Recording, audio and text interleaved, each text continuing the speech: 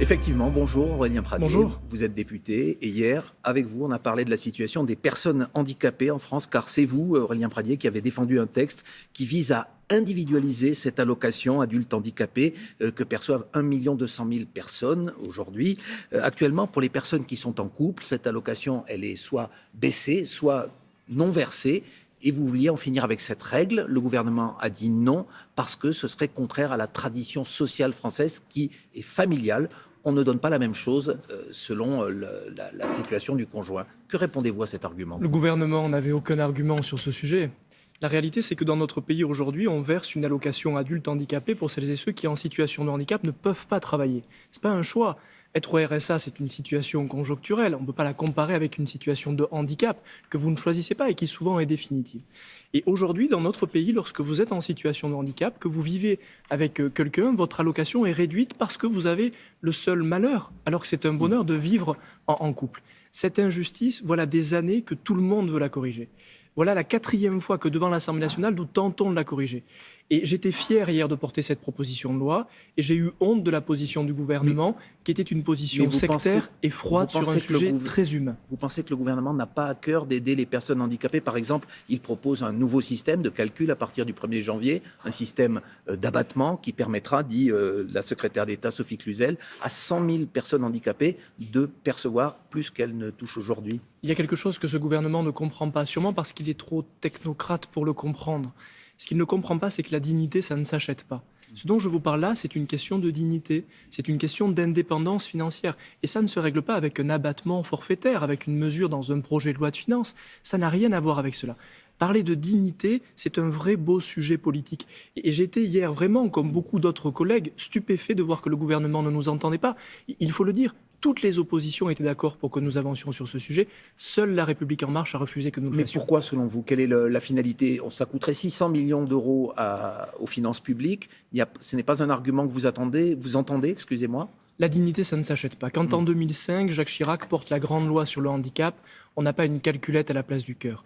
Et je redis que ce que nous aurions gagné en déconjugalisant l'allocation adulte handicapé nous aurait permis de financer cette mesure-là parce que ce sont des injustices qui coûtent sur du long terme. Vous allez revenir à la charge ? Nous allons revenir à la charge cette loi parce que ce sont des convictions. Ce sera dans le programme présidentiel, peut-être ? Ce sera dans le programme présidentiel et je me battrai pour cela. Au premier jour de mon engagement politique, il y a le handicap. Je fais partie de cette génération pour qui c'est un sujet majeur. Et je pense que ça redonne de la noblesse à la politique de s'engager sur des questions comme celle-ci. J'ai été fier de le faire et je continuerai à le faire au-delà des clivages politiques. Vous avez obtenu hier un soutien remarqué, celui de Xavier Bertrand, qui est l'un des candidats à la candidature présidentielle chez les Républicains. Puisque vous êtes secrétaire général des Républicains, vous vous occupez de cette primaire, mais il ne faut pas dire le nom, paraît-il. Est-ce que vous aussi, vous le soutenez dans cette course qu'il a menée pour être votre futur candidat ? J'ai eu hier le soutien de Valérie Pécresse, de Michel Barnier et de Xavier Bertrand, parce que ce sujet-là, pour la droite républicaine, celui du handicap, c'est à mon avis un beau sujet. Nous avons une responsabilité, et je le dis aux 3 candidats, aux 5 candidats potentiels de notre famille politique. Cette responsabilité, c'est de nous rassembler. Nous n'avons pas le droit à la division. Et je le dis à Xavier Bertrand, comme à Valérie Pécresse, comme à Michel Barnier, comme aux 2 autres candidats. De la même façon, Xavier Bertrand, il ne participe pas pour l'instant au processus de désignation. Il y a tous les autres candidats que vous avez cités, mais pas lui. Vous lui lancez un appel ? Eh bien, je lui lance un appel, à lui comme aux autres, en leur disant, vous avez une responsabilité immense, je vais vous le dire simplement, c'est de ne pas déconner. Parce que ce n'est pas le moment de déconner. Le moment, il est au rassemblement pour que nous puissions transformer ce pays. Tous ces candidats ont des qualités. Ils vont déposer leur candidature le 13 octobre pour participer au congrès que nous avons pas Xavier décidé. Bertrand, pardon. Je ne sais pas. Il n'a pas pris de décision manifestement aujourd'hui. Il a toujours dit qu'il ne se plierait pas à cette primaire, entre guillemets. Je ne suis pas son porte-parole, mais je l'ai entendu dire qu'il ne se plierait pas à la primaire. Nous n'avons pas de primaire, nous avons un congrès. Vous savez, c'est tout à fait différent. Et nous avons une voie de rassemblement. Et je dis à tous ces candidats, le seul chemin, c'est de vous rassembler, déposer votre candidature le 13 octobre, et d'ici le 5 décembre, qui sera le moment de désignation de notre candidat, vous devrez vous parler tous, parce que tous ont cette responsabilité. Je ne dis pas ça pour moi, je ne dis pas ça pour défendre les Républicains, je dis ça pour notre pays parce que nous avons besoin de transformer notre pays demain. Mais dans un congrès, il faut se mesurer aux autres. Et il a dit et redit qu'il ne souhaitait pas se mesurer aux autres et qu'il appelait plutôt au rassemblement des autres derrière lui. Donc, je vous redis que chacun de ces candidats a des qualités. Je vous redis aussi qu'ils ne réussiront pas à rassembler les Français s'ils ne peuvent pas rassembler leur famille politique. Et je les appelle à la responsabilité. Ma génération, ma jeune génération, nous appelons cette génération-là plus âgée, plus responsable peut-être, je l'espère, qui a plus d'expérience, à cette fois-ci ne pas déraper et à se rassembler. C'est ma seule obsession. Alors même s'il n'y a pas de primaire, il y aura un congrès, vous l'avez dit, avec des adhérents qui vont trancher par un vote sur Internet. Est-ce qu'il faut qu'il y ait des débats entre les candidats, comme il y en a eu par exemple chez les écologistes et à d'autres moments chez vous?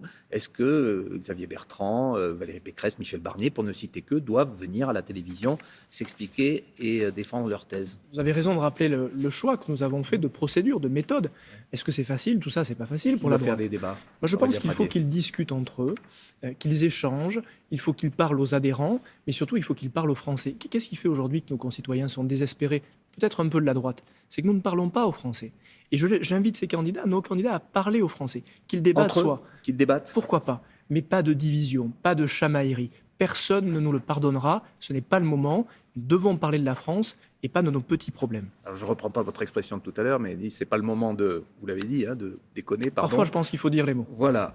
Pourquoi? Parce qu'il y a un phénomène qui monte de jour en jour. C'est le phénomène Zemmour. Pendant que vous chamaillez, eh bien lui, sans être même candidat, il est annoncé présent au second tour. Qu'est-ce que vous en dites? Qu'est-ce que cela vous fait? Et est-ce que ça vous oblige maintenant peut-être à choisir un candidat avant le 4 décembre, qui est la date de votre congrès? Pas seulement Éric Zemmour qui nous oblige à travailler, à nous rassembler. C'est l'état du pays qui nous oblige à cela, nous, la droite républicaine. Pour moi, Éric Zemmour est un fantasme. Et je ne me sens pas de point commun avec Éric Zemmour. Qu'il parle des questions d'immigration et qu'il faille les traiter, oui, évidemment, et la droite doit avoir un message. Mais moi, je ne pense pas qu'Éric Zemmour aime la France. Parce que quand on aime la France qui a aboli la peine de mort. Quand on aime la France, on ne réhabilite pas la mémoire du maréchal Pétain.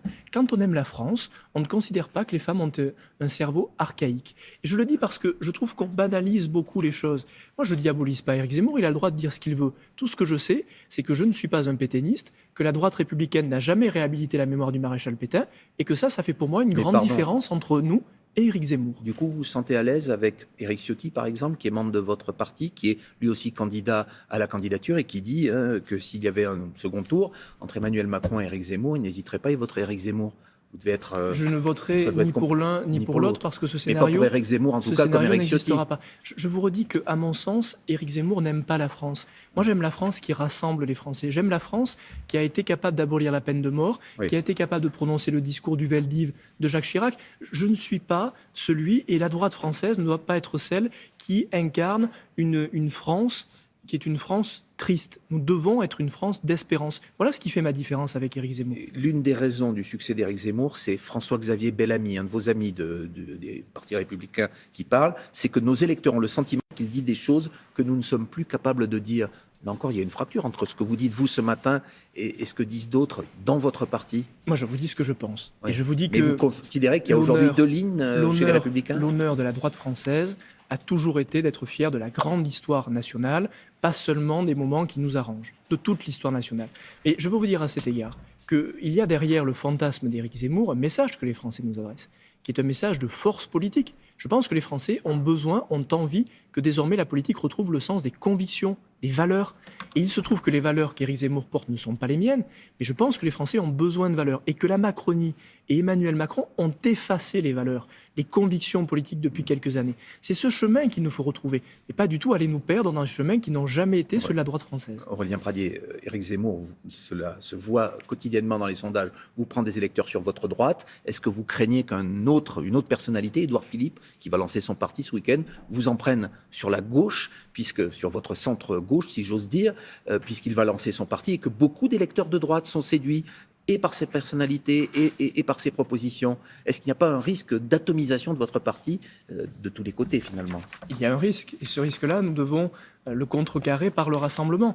Édouard Philippe a été le Premier ministre d'Emmanuel Macron. Et donc pour moi, je ne fais pas de différence entre Emmanuel Macron et Édouard Philippe.